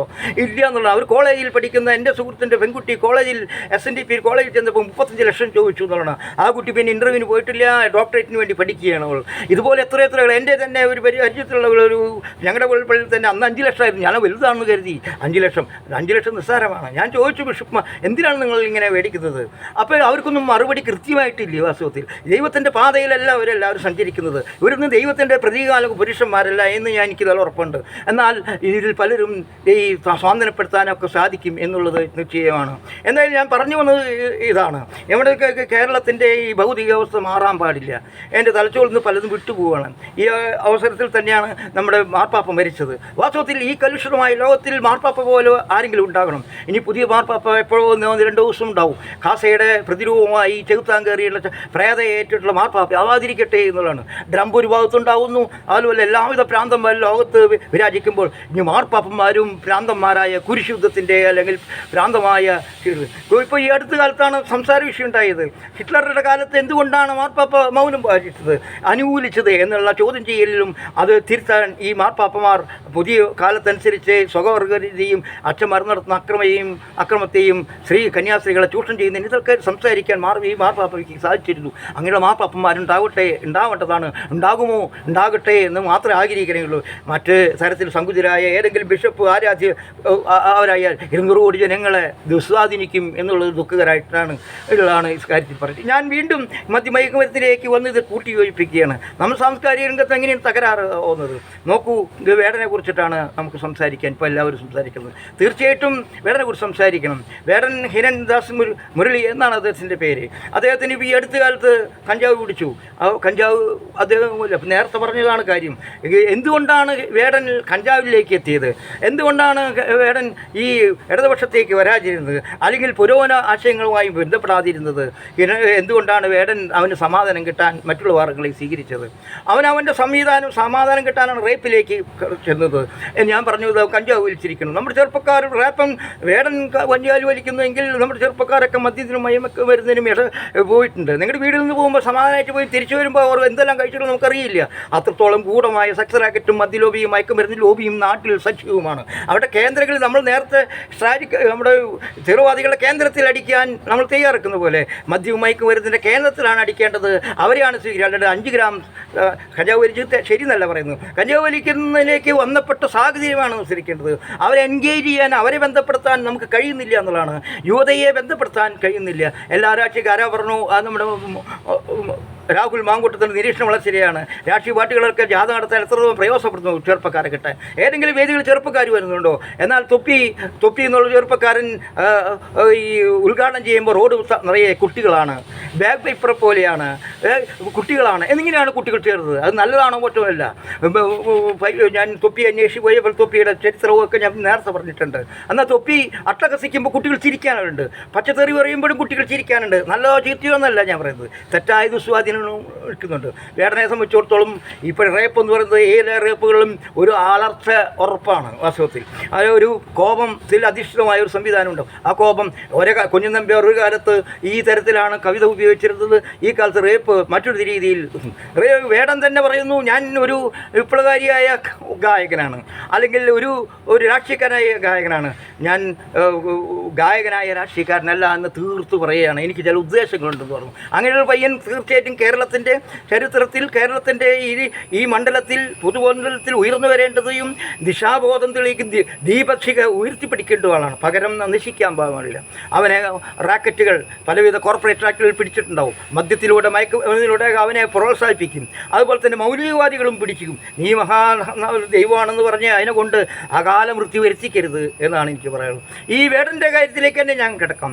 അപ്പോൾ വേടനെ നമ്മൾ കണ്ടുപിടിച്ചു. ഒരു 5 ഗ്രാം കൊണ്ട് ജാമ്യം കിട്ടി. അപ്പോഴേക്കും വേടൻ എന്നുള്ള ആളുടെ കഴുത്തിലുള്ള മാലയെ പുലിമുഖത്തെ കുറിച്ചോ പല്ലിനെ കുറിച്ചിട്ടാണ് അത് സ്ഥിരീകരിക്കപ്പെട്ടിട്ടാണ്. പക്ഷെ അതിൻ്റെ പേരിൽ കേസായി അതിനെ പിടിച്ചിടണം. ഞങ്ങൾ വലിയ അത്ഭുതം ശ്രമിച്ചു. അന്നേരം അവസരത്തിൽ തന്നെ ഇതേ എന്തുകൊണ്ടാണ് അവൻ കീഴ്ജാതിക്കാരനായതുകൊണ്ടാണോ നിങ്ങൾ എതിർക്കുന്നത്, അനുകൂലിക്കുന്നത്? അല്ലല്ല. വാസ്തവത്തിൽ ഒരേ നീതിയായിരിക്കണം. എന്നാൽ മാത്രം സമാധാനം ഉണ്ടാവുള്ളൂ. നമുക്ക് മോഹൻലാലിലൊക്കെ ആനക്കൊമ്പൊന്ന് അറസ്റ്റ് ചെയ്തുവോ? ഇല്ലല്ലോ. അപ്പോൾ എന്തുകൊണ്ട് അറസ്റ്റ് ചെയ്തില്ല? ഇപ്പോഴും കേസ് നടക്കല്ലേ? അപ്പോൾ അവിടെ നീതിക്കേട്. അത് നമ്മുടെ ജാതിയിൽ അധിഷ്ഠിതമാണെന്ന് എനിക്ക് തോന്നുന്നില്ല. ആരോ സെലിബ്രിറ്റിയാണോ, ആളുകൾ സ്വാധീനമുണ്ടോ, അവരെ തൊടാൻ പേടിയാണ്. മാതാമൃതാനന്ദക്ക് തെറ്റുപറ്റിയാൽ എതിർക്കാൻ ബുദ്ധിമുട്ടാണ്. നമ്മുടെ ബിഷപ്പ്മാർ തെറ്റുപറ്റിയാൽ എതിർക്കാൻ ബുദ്ധിമുട്ടുണ്ട്. ഫ്രാങ്കോയെ എതിർക്കാൻ ഭയങ്കര ബുദ്ധിമുട്ടാണ്. രാഷ്ട്രീയ നേതൃത്വത്തിലുള്ള കള്ളന്മാരെ എതിർക്കാൻ ബുദ്ധിമുട്ട്. ഇതാണ് സാധ്യത. അവർക്ക് ജനപ്പിൻ്റെ എല്ലാത്തിൻ്റെയും പിന്നിൽ ഭ്രാന്തന്മാരായ വിവരദോഷികളായ അന്ധവിശ്വാസികളായ ജനങ്ങളുണ്ട് എന്നുള്ള വിശ്വാസമാണ് ഇവരെ വിജയിപ്പിക്കുന്നത്. ഇവിടെ അത് തന്നെയാണ് സംഭവിക്കുന്നത്. അപ്പോൾ നമ്മുടെ ജയറാമിൻ്റെ കഴുത്തിലും പുലിയും അതുണ്ടോ ഡ്യൂപ്ലിക്കേറ്റ് തായ്ലാൻഡിൽ അവിടെ മറ്റുള്ള രാജ്യങ്ങളിലൊക്കെ ഡ്യൂപ്ലിക്കേറ്റ് കിട്ടുന്നുണ്ട്. ഇത് ഒരു സന്തോഷപൂർവ്വം എടുക്കേണ്ട നിലപാട് ഇങ്ങനെയാണോ? അവനെ ഏറ്റവും വലിയ കൊലയാളിയായിട്ടാണോ ചിത്രീകരിക്കേണ്ടത്? അതുകൊണ്ട് എന്താണ് ഉണ്ടാവുന്നത്? അത് ഏറ്റവും വലിയ അപകടകാര്യം. അപ്പോൾ ഒരു ഭാഗത്ത് ഇപ്പോൾ വേടനെ സംരക്ഷിക്കുന്നത് ഇങ്ങനെയാണ്. അവൻ സവർണർക്കെതിരായി സംസാരിച്ചു ഒറ്റ കാരണം കൊണ്ടാണ്. മറിച്ച് അവനുള്ള രോഷം, വിഷമം മനസ്സിലാക്കാൻ നമ്മൾ ശ്രമം നടത്തുന്നില്ല. വാസം മറ്റുള്ള തരത്തിൽ എതിർക്കുന്നതോ അവൻ ഏതോ ഇടതുപക്ഷത്തിൻ്റെ ഒപ്പം ഒപ്പം നിൽക്കുന്നു, അല്ലെങ്കിൽ അവർ അനുകൂലമായി നിൽക്കുന്നു ഉള്ളതുകൊണ്ടും കൂടി എതിർക്കുന്നു. ഈ രണ്ടിൻ്റെ ഇടയിലാണ് കാര്യങ്ങൾ നടക്കേണ്ടത്. വേടൻ മയക്കുമരുന്നിനും അടിമയ്ക്ക് അടിമപ്പെട്ടുകൂടാ. അവൻ പൊതുസമൂഹത്തിൻ്റെ വലിയ ശക്തിയായി മാറേണ്ടതാണ്. അവനെ കുറിച്ച് മനസ്സിലാക്കേണ്ടതാണ്. ആരോ പറഞ്ഞ അഭയാർത്ഥിയായി വന്നാണ്. അവൻ ശരിക്കും സാർവജനീയനായിരിക്കുന്നു. അവന് സാർവദേശീയനായി മാറിയിരിക്കുന്നു. അവൻ വാസ്തവത്തിൽ വേടനെ അന്വേഷിച്ച് പോകണമെങ്കിൽ അത് വലിയൊരു പടനായകൻ്റെ രൂപം വരുന്നുണ്ട്. ഒരു ചെകുവേരയുടെ മുഖം അവന് അറിയാതെ കടന്നു വരുന്നുണ്ട്. അവൻ ലോക അതിർത്തികൾ ഭേദിച്ചുകൊണ്ട് അവൻ സംസാരിക്കുന്നുണ്ട്. അവൻ അലൻ ഖുർദിയെ സംസാരിക്കുന്നു. പലസ്തീനിലത്തെ അറാഫത്തിൻ്റെ സംസാരിക്കും. അവൻ വിചാരിക്കുന്ന അറാഫത്തിനെ കുറിച്ച് ആർക്കും അറിയില്ല എന്ന് തെറ്റുകാര്യം കൂടി വേടനെ ആരോ പഠിപ്പിച്ച് വെച്ചിട്ടുണ്ടെന്ന് തോന്നുന്നു. വാസ്തവത്തിൽ ഇടതുപക്ഷ ഈ രാഷ്ട്രീയ കാര്യത്തിൽ അറിയാത്ത കാര്യമാണ് എനിക്കുള്ളതെന്ന് തെറ്റായി ധരിക്കുന്നുണ്ട്. വാസ്തവത്തിൽ അവൻ പഠിച്ചു വരികയാണ്. വാസ്തവത്തിൽ അങ്ങനെ വിവിധ രീതികൾ അവൻ്റെ വേദനകൾ മറ്റുള്ള കവികളിൽ നിന്ന് വ്യത്യസ്തമാണ്. കവിതകൾ പലതും പറയും. അതൊന്നും നെഞ്ചിൽ തട്ടിക്കൊണ്ടല്ല, വാക്കുകൾ ഉരുട്ടി വെച്ചുകൊണ്ട് വാക്ക് കഴിവുള്ളവരൊക്കെ നല്ല കവികളായി കയറ്റി മാറും. ഹൃദയത്തിൻ്റെ ഭാഷത്തിനല്ല അവർ സംസാരിക്കുന്നതെന്ന് എനിക്ക്. പക്ഷേ വേടൻ അങ്ങനെയല്ല. അവൻ്റെ മനസ്സും അവൻ്റെ പ്രവൃത്തിയും ശരീരചേഷ്ടയെല്ലാം ഒന്നിച്ചാണ് നിൽക്കുന്നത്. അവൻ്റെ ഉള്ളിൽ നിന്നാണ് വികാരം ഉണ്ടാകുന്നത്. കൊല്ലങ്ങളായി കിട്ടിയിട്ടുള്ള അനുഭവങ്ങളിൽ നിന്നാണ് അവൻ വേദനയിലൂടെ സംസാരിക്കാത്തത്. അതിന് വേദിയായി റാപ്പ് ഉപയോഗിക്കുകയാണ്. അവൻ പറയുന്ന കാര്യങ്ങൾ ചിലതൊക്കെ നമ്മൾ വളരെ ശ്രദ്ധിക്കേണ്ടതാണ്. ശരിയാണ്, അവൻ്റെ അമ്മ അഭയാർത്ഥിയായിരുന്നു. ശ്രീലങ്കയിൽ നിന്ന് അടിച്ചോടിക്കപ്പെട്ടു. ജാഫിൽ നിന്ന് അവൾ ഉറക്കപ്പെട്ടു. ഇവിടെ ഈ റെയിൽവേ സ്റ്റേഷൻ്റെ ഭാഗത്ത് തുരുത്തിൽ കിടന്നു. അവൻ പറയുന്നു, കൂമ്പാരം കിടക്കുന്ന ചപ്പച്ചോറുകൾ കുട്ടികൾ ഓടുമ്പോൾ എനിക്ക് തന്നെ നാണം തോന്നുന്നു. ഇപ്പോൾ അവൻ ജീവിക്കാൻ ബുദ്ധിമുട്ട് ഇല്ലാതായിരിക്കുന്നു. അങ്ങനെ അവൻ കോളനി വാണക്കാരനായിട്ടും അവൻ മോശക്കാരനായിട്ടും ചിത്രീകരിക്കപ്പെടുകയും കറുപ്പൻ്റെ പേരിൽ അവൻ അവഹേളിക്കപ്പെടുകയും ചെയ്തിട്ടുണ്ട്. ഇന്നവൻ ഒരു പെൺകുട്ടിയെ പ്രണയത്തിലുണ്ട്, വെളുത്തതാണെന്ന് പറയുന്നുണ്ട്. വെളുത്ത പെൺകുട്ടീനെ കഴിച്ചു ആരോപണം ഒരുപാടുണ്ട്. പലപ്പോഴും നമ്മൾ ഫാസിസ്റ്റ് എതിർക്കുമ്പോൾ ഫാസിസ്റ്റുകാരനായിട്ട് മാറും അതിൻ്റെ നേതാവ്. ജാതിയെ എതിർക്കുമ്പോൾ ജാതിക്കാരനായി മാറും. മുതലാളിത്തം എതിർക്കുമ്പോൾ സ്വയം മുതലാളിയാവുന്ന വിരോധാഭാസം ഇവിടുണ്ട്. വേടൻ എന്തായാലും വേണം പറയുന്ന കാര്യങ്ങൾ വളരെ നെഞ്ചിൽ നിന്ന് വരുന്നതാണ്. നമ്മളെയും വേദനിപ്പിക്കുന്നുണ്ട്. ഈ അമ്മയെക്കുറിച്ച് പറഞ്ഞല്ലോ, അമ്മയെക്കുറിച്ച് വേടൻ തന്നെ പറയുന്നൊരു കാര്യം വളരെ ഇതുണ്ട്. എന്താണ് പറയുന്നത്? കോൺക്രീറ്റ് വനത്തിൽ നവീന അടിമകൾ വാഴും നരകം പോലൊരിടത്തിലെ എന്നെ പെറ്റല്ലോ. കല്ലുപോലൊരുത്തി അവളെ ജാഫനയിൽ നിന്ന് തുരത്തി. അവളുടെ ഉദരത്തിൽ നിന്ന് ഒരുവിടുന്നു പരുത്തിയല്ല എരിക്കും തീ. വളരെ എന്നിട്ട് പറയുന്ന പിന്നെ അടുത്ത വരികൾ വളരെ പ്രധാനപ്പെട്ടതാണ്. അവൾ എന്നെ വിരൽ പിടിച്ച് നടത്തിയില്ല. എല്ലാവരും വിരൽ പിടിച്ച് കുട്ടികളെ നടത്തുമ്പോൾ ഞാൻ ഒറ്റയായി. എന്നെ തെരുവിൽ തനിയെ നിർത്തി. ആരും എനിക്കുണ്ടായില്ല. ഞാൻ കറുപ്പനാണ്, ഞാൻ അഭയാർത്ഥിയാണ്, ഞാൻ താഴ്ജാതിക്കാരനാണ്, അവഹേളിക്കപ്പെട്ടു, ദാരിദ്ര്യം എല്ലാം എന്നെ എല്ലാവരും. എന്നിട്ട് എന്തും ചെയ്തു? ഉത്തമരായവരെല്ലാവരും എന്നെ കല്ലെറിഞ്ഞു. എല്ലാം കല്ലെറിഞ്ഞു. കല്ലുകൊണ്ടെൻ്റെ മുഖം മുറിഞ്ഞു. ആ കല്ല് പെറുക്കി പാതയൊരുക്കി അതിന്മേൽ വില്ലുവണ്ടി ഓടിച്ചു. ആ തലപ്പാവിൻ എന്ത് തിളക്കം! എൻ്റെ തലപ്പാവിൻ എന്ത് തിളക്കുന്ന ആ കുട്ടി തൻ്റെ പ്രതിഷേധവും ദേഷ്യവും കോപമൊക്കെ ഞാൻ ആളുകളെല്ലാം കൂടിയപ്പോൾ സ്വാധീനം ഉണ്ടായപ്പോൾ ഇപ്പോൾ നിങ്ങളെല്ലാം കൈയടിക്കുന്നുണ്ട്. എൻ്റെ തിളക്കം കണ്ടുപോകുമെന്ന് ചോദിക്കുന്നു. ഞാൻ കല്ലെറിയപ്പെട്ടവനാണ്. എൻ്റെ മനസ്സനാണ് കല്ലെറിയപ്പെട്ടത്. ഞാനുമാണ് കല്ലെറിഞ്ഞത് എന്നാണ് സത്യം. നിങ്ങളെല്ലാം ഉത്തമരായി ചമഞ്ഞു. എന്നിട്ട് ഞങ്ങളുടെ പ്രയാസങ്ങൾ മനസ്സിലാക്കാൻ പറ്റിയില്ല. ഇപ്പോഴും സ്വാതന്ത്ര്യം കിട്ടിയതാണ്. കേരളത്തിൻ്റെ നവോത്ഥാന ചരിത്രം അല്ലെങ്കിൽ ഭരണ സംവിധാനങ്ങളെല്ലാം ഉറച്ചയിലേക്ക് വികസിത കേരളം പോകുമ്പോൾ റെയിൽവേ സ്റ്റേഷൻ്റെ പിന്നിൽ സൈഡിൽ ഒഴിവാക്കപ്പെടുന്ന അരികുവലിക്കപ്പെട്ട മനുഷ്യർ ഇപ്പോഴും ഉണ്ട് എന്നുള്ള ചോദ്യം നമ്മുടെ മുന്നിലേക്ക് എറിയുകയാണ്. അദ്ദേഹം എന്നിട്ട് പറയുന്നു, ഞാൻ പറയുന്നുമല്ല പുലയനുമല്ല നീ തമ്പുരാനുമല്ല എന്ന് ഉറക്കെ പറയാൻ ധൈര്യമുള്ളവർ നാട്ടിൽ കുറവാണ്. ആ സമയത്താണ് ചെറുപ്പക്കാരൻ പറഞ്ഞത്, ഞാൻ തമ്പുരാനുമല്ല, നീ തമ്പുരാനുമല്ല, ഞാൻ പറയുന്നുമല്ല. തീർച്ചയായിട്ടും അതിന് ഉയരണം. മനുഷ്യനാണ് എന്നുള്ള രീതിയിലേക്ക് വന്നാൽ കുറച്ചുകൂടി ഈ ഒരു വരും കൂടി ചേർക്കാൻ അവന് പഠിക്കട്ടെ. മാനവീതിയിൽ അല്ലെങ്കിൽ അന്യൻ്റെ വാക്ക് സംഗീതം പോലെ ആസ്വദിക്കാൻ കഴിവുള്ള ലോകത്തിലേക്ക് മാറാനുള്ള മനുഷ്യന് സുന്ദരപദം എന്ന രീതിയിലേക്ക് മാറാനും ജാതിമത അതിർത്തികൾ അപ്പുറത്തേക്ക് മനുഷ്യന് ഈ ലോകത്തെ എല്ലാം ഉൾക്കൊള്ളുന്ന രീതിയിലേക്ക് അവന് മാറാൻ കഴിയും എന്ന് തന്നെയാണ് എന്നെ വിശ്വസിക്കുന്നത്. ഈ തരത്തിൽ പല വാക്കുകളും കവിതകളും അവൻ്റെ രീതിയിലും മറ്റൊരു പ്രധാനപ്പെട്ടൊരു സ്റ്റേറ്റ്മെൻറ്റും കൂടിയുണ്ട്. കാട് കട്ടവരുടെ നാട്ടിൽ ചോറ് കട്ടവൻ മരിക്കും. എത്ര ക്രൂരമായിട്ടുള്ള ഇതാണ്. കാടുകെട്ടവൻ നാട്ടിൽ കാടുകെട്ടവരാണ് പലരും. ഒരു ചാനലിൻ്റെ മുതലാളി കാടുകെട്ടവൻ്റെ കൂട്ടുകാരാണെന്ന് പറയപ്പെടുന്നു. അവരാണ് വലിയ ആളുകൾ. എന്നാൽ മധു എന്നുള്ള എന്തോ കട്ടു, അതിൻ്റെ പേര് എല്ലാവരും കൂടി അടിച്ച് കൊന്നു.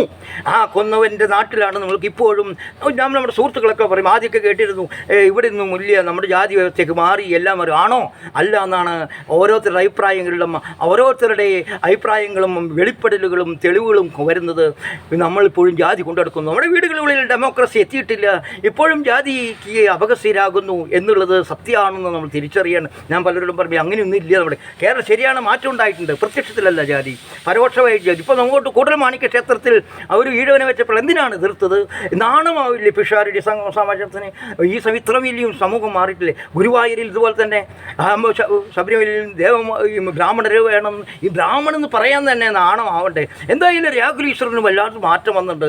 ഞാൻ ബ്രാഹ്മണൻ എന്ന് പറഞ്ഞ് നടന്നത് ഇപ്പോൾ RSSനെതിരായിട്ട് നന്ദകുമാർജി ഒക്കെ ഈ ഏറ്റവും വലിയ പിണറായി വിജയനല്ല RSSനെതിരെ രാഹുൽ ഈശ്വറാണെന്ന് പറയുന്നതിലേക്ക് വന്നിട്ടുണ്ട്. സന്ദീപ് വാര്യർ പിന്നെ രക്ഷപ്പെടാൻ വേണ്ടി കോൺഗ്രസിലേക്ക് വന്ന് ഇപ്പോൾ അദ്ദേഹം പറഞ്ഞു നിങ്ങൾക്ക് എന്താ പണി? ഈ രാഷ്ട്രീയ സ്വാതന്ത്ര്യ സമരത്തിൽ നിങ്ങൾ RSS എന്ത് പങ്കാണ് വഹിച്ചത്? ബൂട്ട് നിൽക്കാൻ മാത്രമല്ലേ ശ്രമിച്ചുള്ളൂ എന്ന് സന്ദീപ് വാര്യറാണ് പറഞ്ഞത്. എത്ര കാലം പറയുമെന്ന് നമുക്കറിയില്ല. എന്തായാലും ഇങ്ങനെ എന്തെല്ലാം തരത്തിൽ തീവ്രവാദം അടിച്ചേൽപ്പിച്ചാലും ഈ കേരളീയ ഇന്ത്യൻ മനസ്സ് ഈ സമയത്ത് തന്നെയാണ് ഇവിടെ കണാദനും ചരകനും ശുശ്രൂതനും ജൈനനും ഉദ്ധനും ഉണ്ടായത് എന്ന കാര്യം മറക്കരുത്. ഇതിൻ്റെ മലിവസമായ അന്തരീക്ഷം ഐക്യത്തിനെ കുറിച്ചിട്ട് എല്ലാം പറയാൻ ഒരു വിവേകാനന്ദൻ ഉണ്ടായതും അതിനതിജീവിക്കാൻ പ്രയോഗതലത്തിൽ നാരായണഗുരു ഇത് ഈവൻ്റെ ജാതിവേദം മതദ്വേഷമേ ഇല്ലാതെ സോദരത്തേനെ വാഴുന്ന മാതൃകസ്ഥാനമാണ് എന്ന് കണ്ണാടി വെച്ചുകൊണ്ട് പറയാൻ നാരായണഗുരു ഉണ്ടായിട്ടുണ്ടെങ്കിൽ ഇനിയും നാരായണഗുരുമാരുണ്ടാവും, ഇനിയും വിവേകാനന്ദനുണ്ടാവും, ഇനിയും ബുദ്ധനുണ്ടാവും, അശോകനുണ്ടാവും, ജൈനുണ്ടാവും എന്നുള്ള യാതൊരു സംശയമില്ല. പക്ഷേ അതുവരെ കാത്തിരിക്കരുത്. അവരിട്ടേച്ച് പോയത് ഏറ്റെടുക്കുകയും ഇനിയും ജാതി മറഞ്ഞവരെ ഒറ്റപ്പെടുത്തുകയും ജാതിയും മതവും അസമത്വവും നിലനിർത്താൻ ആഗ്രഹിക്കുന്നവരെ എതിർത്തോൽപ്പിക്കാനുള്ള ആജ്ഞാശക്തി നമുക്കുണ്ടാകുകയും ആ തരത്തിൽ വേടനെ പ്രോത്സാഹിപ്പിക്കാനാണ് സർക്കാർ. ഇത് ഡോക്ടർ വിനീത എന്ന് പറയുന്ന ഈ നവോത്ഥാനത്തിൻ്റെ സെക്രട്ടറി കോളേജ് അധ്യാപികയാണ്. അത് ഇൻ്റർവ്യൂ ഞാൻ കണ്ടു. അവർ പറഞ്ഞു, മുഖ്യമന്ത്രിയെ കണ്ടു, 2-3 കാര്യങ്ങൾ 4-5 കാര്യങ്ങൾ പറഞ്ഞു. ഒന്ന്, അവൻ ഒറ്റപ്പെടുത്തരുത്, അവന് വേദികൾ കൊടുക്കണം, അവൻ്റെ കേസുകൾ നിലനിൽക്കരുത്, അവന് ന്യായമായി നീതി കിട്ടണം, മറ്റുള്ള പ്രശ്നങ്ങൾ പറഞ്ഞു. എന്തായാലും ഈ അടുത്ത കാലത്ത് വന്ന ഏറ്റവും നല്ലൊരു സംഭവം വേടൻ്റെ അനുകൂലമായി CPM ഇടതുപക്ഷം നിന്നു എന്നുള്ളത് വളരെ നല്ല. ആ നിൽക്കാൻ കാരണക്കാരായത് ഇവിടെ ഇടതുപക്ഷ ബുദ്ധിജീവികളാണ്. അതിൽ എനിക്ക് ഏറ്റവും ഇഷ്ടപ്പെട്ടൊരു കാര്യം തോന്നുന്നത് അശോകൻ ചെരുവിലാണ്.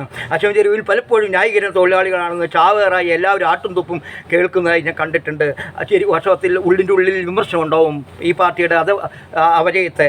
ഈ സച്ചിദാനന്ദനെ പോലെ തന്നെ സാറാ ജോസഫിനെ പോലെയൊക്കെ മിണ്ടാൻ പറ്റാത്തതുകൊണ്ടായിരിക്കും. എന്തായാലും വേടൻ്റെ കാര്യത്തിൽ അദ്ദേഹം ഏറ്റവും ശക്തമായി ആദ്യമായി പ്രസ്താവന ഇറക്കിയത്, എനിക്ക് തോന്നുന്നു ശക്തമായി പ്രസ്താവന ഇറക്കിയത് അശോകൻ ചെരുവിലാണ്. എന്തായാലും അദ്ദേഹത്തിന് ബിഗ് സല്യൂട്ട് കൊടുക്കുന്നു. ഈ സന്ദർഭത്തിൽ ഒരു പ്രാവശ്യം അശോകൻ ചെരുവിൽ പറയുന്നത് കേട്ടിട്ടുണ്ട്, സമയത്ത് പറഞ്ഞില്ലെങ്കിൽ എന്താ കാര്യം? തീർച്ചയായിട്ടും ആ അവബോധത്തിൽ തങ്ങൾക്ക് സാഹിത്യ അക്കാദമി സെക്രട്ടറിയോ പ്രസിഡന്റോ ആകാൻ പറ്റിയില്ലെങ്കിൽ പോലും സാരമില്ല, ഇവിടെ പൊതുസമൂഹത്തിൻ്റെ മുന്നിൽ ഈ ഇടതുപക്ഷത്തിൻ്റെ മൂല്യം ഉയർത്തി കാണിക്കാൻ സാധിച്ചു എന്നുള്ളത് അശോക് ചെരുവിലിനെ പോലെ ഇടതുപക്ഷ ബുദ്ധിജീവികൾ അത് തള്ളത്തരമായിരിക്കരുത്. ഭരണകൂടം ഗോവിന്ദൻ മാഷ് ചേർത്ത് പിടിക്കും, അത് വോട്ട് കിട്ടാനുള്ള സംവിധാനം താൽക്കാലിക സംവിധാനമായിരിക്കരുത്. ഇവരെ ചേർത്ത് പിടിക്കാനുള്ള കഴിവുണ്ടാകട്ടെ. ഇടതുപക്ഷം എല്ലാവരെയും ഉൾക്കൊള്ളുന്ന കോൺഗ്രസും ഭയങ്കര അപകടത്തിലേക്ക് പോകുന്നൊരു ചർച്ചയാണ് ഇപ്പോൾ നടക്കുന്നത്. ദീപികയിൽ വരുന്ന വാർത്ത അത് ഈ സഭാ നേതൃത്വം ഇടപെട്ടിട്ടാണ് ഈ KPC പ്രസിഡന്റ് ആൻ്റണിയെ ആക്കുന്നത്. വാസ്തവത്തിൽ സഭാ നേതൃത്വത്തെ പരോക്ഷമായി ഇടപെട്ടിട്ടാണ് ഇവിടെ പലപ്പോഴും സ്ഥാനാർത്ഥികളൊക്കെ പ്രത്യേകിച്ച് കോൺഗ്രസിൽ നടന്നത് സത്യമാണ് നമ്മുടെ എല്ലായിടത്തും. പക്ഷേ ഇപ്പോൾ അങ്ങനെ സാധിക്കുന്നില്ല. എന്തായാലും അത് അവർ തന്നെ പറഞ്ഞു ഞങ്ങളെ ഇതിലേക്ക് വലിച്ചഴക്കരുത്. അപ്പോൾ ഒരു ക്രിസ്ത്യൻ നേതാവ് ഒരു പേരുള്ള ആളെ കോൺഗ്രസിൻ്റെ ഭാഗത്ത് നിർത്തി ഈ മുസ്ലിം ബന്ധങ്ങൾ സ്ഥാപിക്കുകയും അങ്ങനെയൊക്കെ ഒരിക്കൽ കൂടി രാഷ്ട്രീയം നടത്തിയാൽ അപ്പോൾ ഉണ്ടാവും. അത് മറ്റൊരു സുധാകരനെ മാറ്റുമ്പോൾ തീർച്ചയായിട്ടും സുധാകരൻ എവിടേക്കാണ് പോകുമെന്ന് പറയാൻ സാധിക്കില്ല. അത് ഇന്നലെ സമവാക്യം കാസയായിട്ടുള്ള സമവാക്യം മാറി ഈ ക്രിസ്ത്യാനിയും ഹിന്ദുവും തമ്മിലുള്ള ഒരു വേറൊരു വികാരത്തിലേക്ക് കടന്നു. അങ്ങനെ ഇത് ഭയങ്കര സങ്കീർണമായൊരു രാഷ്ട്രീയക്കാർക്ക് ലാഭം കൊയ്യാൻ സാധിക്കുമെങ്കിലും കേരളീയ സാംസ്കാരിക പശ്ചാത്തലം സങ്കീർണം. ഇപ്പോൾ തന്നെ ഹിന്ദു മുസ്ലിം ക്രിസ്ത്യാനി എന്ന് പറയുന്ന അതിസങ്കീർണമായ വൈരുദ്ധ്യത്തിലേക്ക് വിദ്വേഷത്തിലേക്കും പോയിട്ടുണ്ട്. ഇനിയും പോയിക്കൂടാ. ഭാവി തലമുറ അവർക്ക് നമ്മളോ വയസ്സായി, ഇനി വരുന്ന തലമുറയ്ക്ക് സുഖമായി സന്തോഷമായി പട്ടിണി കിടന്ന് ആരോ പറഞ്ഞ പോലെ ഞാൻ സംസാരിച്ചപ്പോൾ പട്ടിണികൾ ആരോഗ്യം ഉണ്ടാവണം എന്ന് പറഞ്ഞല്ലോ. അത് മനസ്സമാധാനം ഉണ്ടാവണം, സൗഹാർദ്ദം ഉണ്ടാവണം. സഹോദരത്വം ഉണ്ടാവുമെങ്കിൽ പട്ടിണി കിടന്നാലും നമുക്ക് ജീവിക്കാൻ സുഖം ഉണ്ടാവും. ഇത് ഭക്ഷണം കഴിക്കുക വലിയ ലക്ഷക്കണക്കിന് രൂപ ഉണ്ടെങ്കിൽ എന്താണ് കാര്യം? സമാധാനം പരസ്പരം കാണുമ്പോൾ പുച്ഛിക്കുകയും തുപ്പുകയും ചെയ്യുന്ന സമൂഹത്തിൽ അസഹിഷ്ണുത കാണുന്നതിൽ ഈ സമയത്താണ് നമ്മൾ സോഫിയ ഖുറേഷിയെക്കുറിച്ച് നമുക്ക് ആലോചിക്കേണ്ടി വരുന്നത്. അതുപോലെ തന്നെ ഒരുപാട് ആളുകളുടെ ഏത് മതമാവട്ടെ ഏത് ജാതിയാവട്ടെ ഇവിടെ കമ്മ്യൂണിസ്റ്റുകാരെക്കുറിച്ചും പലപ്പോഴും പറയാറുണ്ട്. പക്ഷേ ഈ ഇന്ത്യ വിഭജനത്തിൻ്റെ കാലത്ത് ഇവരെല്ലാം ഒന്നിപ്പിക്കാൻ ഈ ശ്രമം നടത്തുന്നതിൽ മുന്നിലായിരുന്നു കമ്മ്യൂണിസ്റ്റുകാർ. മുസ്ലിമുകൾക്കും ഹിന്ദുക്കൾക്കിടയിൽ നിന്ന പാരമ്പര്യം കമ്മ്യൂണിസ്റ്റുകാരെ മരിക്കാൻ തയ്യാറാണ്. അതേപോലെ തന്നെ സാധാരണക്കാരിൽ പാവങ്ങളായ ആളുകൾക്ക് വീട് വെച്ച് കൊടുക്കാൻ ഒക്കെ ഈ ഒരുപാട് കാര്യങ്ങൾ ചെയ്തിട്ടുണ്ട്. കോൺഗ്രസിനും അതിൻ്റേതായ, ഗാന്ധിക്കും അതിൻ്റേതായ ഉണ്ട്. എല്ലാ അതിൽ നിന്നും ഇപ്പോൾ നമ്മൾ തമ്മിൽ വിളിപ്പിക്കുക അംബേദ്കർ ദൈവമാണോ, ഗാന്ധി ദൈവമാണോ, അല്ലെങ്കിൽ മറ്റുള്ള രാമസ്വാമി ദൈവമാണോ എന്നല്ല നോക്കേണ്ടത്, അയ്യങ്കാളി ദൈവമോ ഒക്കെ അല്ല വേണ്ടത്. ഇവരുടെ എല്ലാം നല്ല അംശങ്ങൾ നമ്മൾ ശേഖരിച്ചുകൊണ്ട് നമുക്ക് മാറ്റാൻ കഴിയും, മാറാൻ കഴിയും. അതിന് നമ്മൾ ശക്തി ഉണ്ടാകട്ടെ എന്ന് മാത്രം പറഞ്ഞുകൊണ്ട് ഭാവി തലമുറയ്ക്ക് വേണ്ടി നാം എല്ലാവരും ഉണരണം, സഹകരിക്കണം, സഹിഷ്ണുത അസഹിഷ്ണുത വെടിയണം എന്ന് മാത്രം പറഞ്ഞുകൊണ്ട് വാക്ക് അവസാനിപ്പിക്കുന്നു. നന്ദി, നമസ്കാരം.